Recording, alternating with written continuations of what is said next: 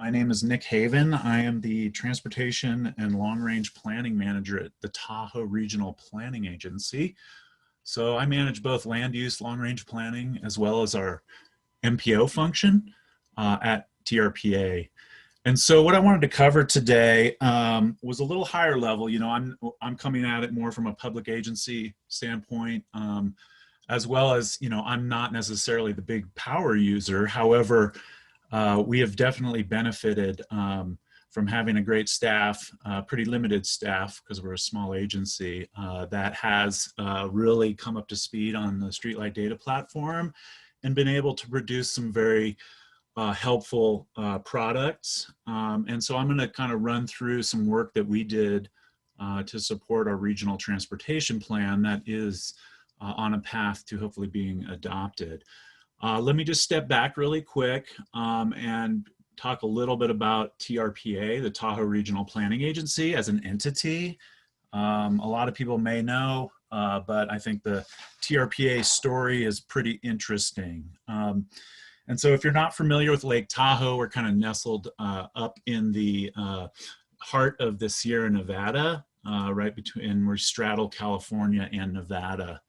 And so we work with both states very closely, and we're a heavily tourism impacted area. We have extreme tourism in our region, and we need to account for that.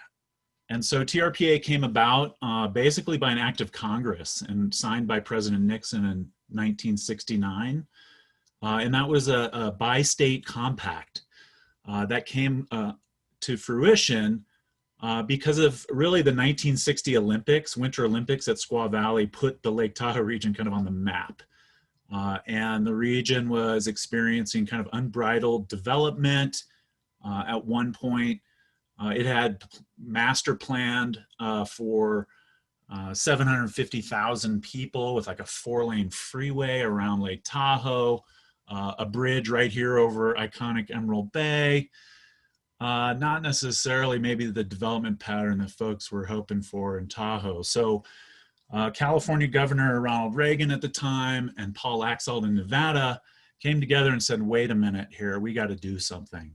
And so that helped move forward that bi-state compact to really look at the regulation of growth and development in the Lake Tahoe region and kind of balance that environmental ecosystem with people.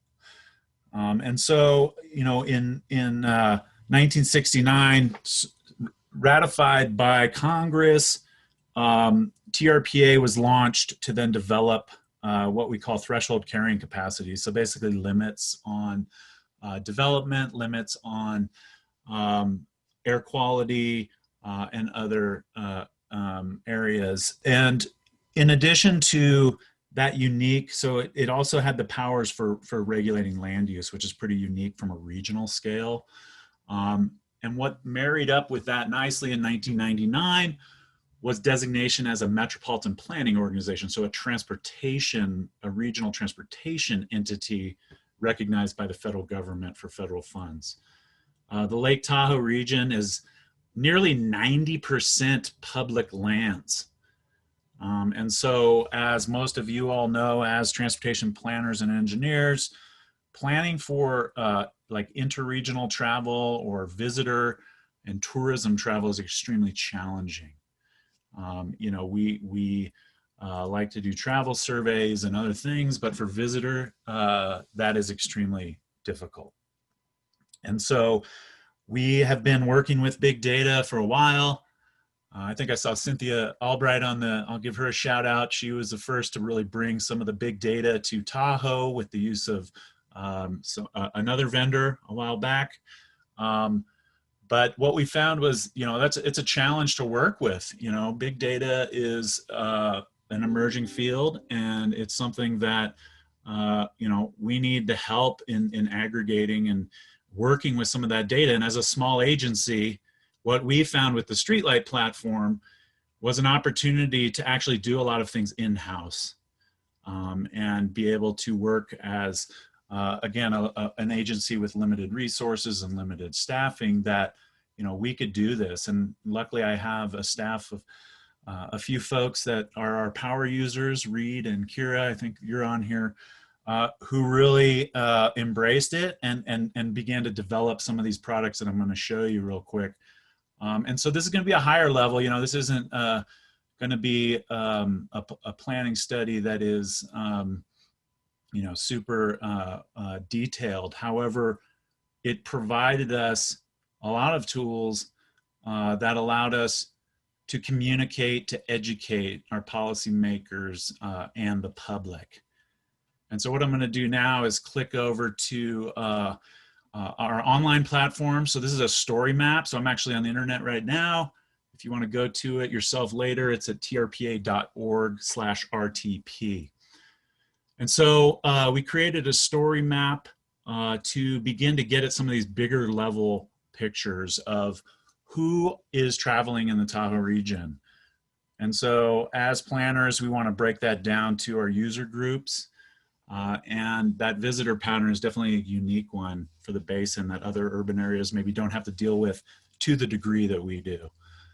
And so we've broken it down and created these cute little categories. Visit Tahoe, which is essentially the in and out pattern. So people actually driving those interregional trips into the region or leaving the region. And then we have a Discover Tahoe pattern, which is really our recreation. So people getting out to go mountain biking, to go to the beach, to go skiing. The Discover Tahoe really captures that pattern, which is again unique because we have to work with public land managers and other partners. And then our Everyday Tahoe, which is a little over 50% of our travel, is really that resident and workforce travel. So the work trips, the school trips, the shopping trips. So it was helpful for us, and Streetlight helped us kind of aggregate this travel behavior in the basin. And so next, in order to drill down and kind of look at our everyday pattern, we did a look at how do we marry up. It's again that land use and transportation connection of, you know, where do people live, where do people work, you know, where should we be focusing our transit systems and our transit density in terms of service levels. And so this shows, again, just employment on one side and a little nice swiper. So this was an easy educational tool for the public. Obviously, there's a lot more detail on the analytics behind it when we were putting the rubber to meeting that road, but this is good high-level overview. We also did some heat maps that looked at trip densities around the region. And so if you know Lake Tahoe, there's kind of two seasons. We have a winter and a summer pattern that is distinctly different. And so this swiper looks at, this is winter pattern. So you can see on the east and west shores of the lake, the volume goes down quite a bit. But then in the summer months when people are accessing beaches and a lot of the public land on the east and west sides of Lake Tahoe, those patterns go up pretty dramatically. So this helped us better understand those characteristics. And again, we could dig a little deeper into that when we needed to. So the next is, again, the Discover Tahoe. Where are these recreation sites? Where are people congregating? And again, breaking it out seasonally from summer and winter, and you'll see the pretty distinct pattern. So winter, you have the ski resorts really lighting up. And then we also see the summer pattern where, again, those beaches and that lake use really lights up. So you can really zoom in and get some great OD data and others, but this was a good way to visualize that pattern more regionally. And then kind of the last map we have here is looking outside of our region. And so we have a huge drive up market, summer and winter, and we need to know in order to plan services or, you know, interregional shuttles or transit services and start speaking to our partners around us. We work closely with Reno, Washoe RTC. We work closely with California MPOs in Sacramento and the Bay Area. And so it's good to have this data where we can go into conversations with them with some tangible information of, you know, the impact of folks that are traveling interregionally between our regions. And so, you know, this is just a kind of high level. Wanted to share some of this information because, you know, I think Streetlight provides us a way to get at some of this in a much easier and better utility way. And so, you know, like I said, we've done a lot of other things with the Streetlight platform. We've updated our model. We've looked at, you know, drilling down into like visitation levels. We're still working on some of that to really get um, forecasting of visitation and just a methodology established.